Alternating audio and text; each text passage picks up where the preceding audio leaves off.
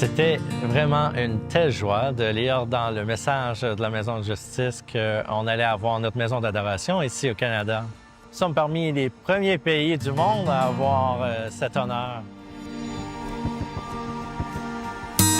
Alors, la communauté Baha'i fait ses débuts au Canada en 1898.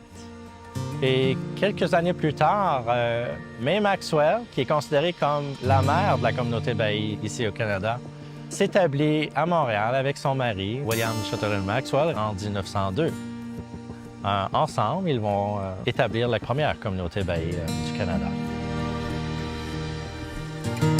En 1912, Abdul-Baha vient nous rendre visite au Canada et sera accueilli par la famille Maxwell à leur résidence ici même. Il restera ici 9 jours.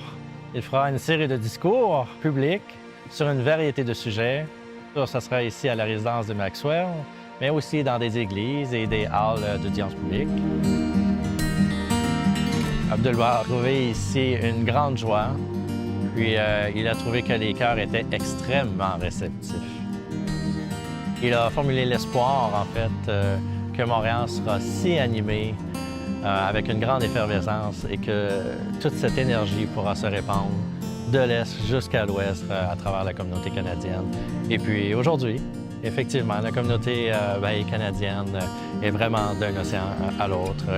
Et bien sûr, nous sommes dans le service, ensemble, avec une large cohorte d'amis pour établir des communautés vibrantes et unies. J'ai vraiment hâte de pouvoir assister à l'inauguration si possible. Puis d'aller là-bas avec la famille, les amis, tous les gens avec qui nous servons, puis pouvoir célébrer cette grande étape pour notre nation. Voilà.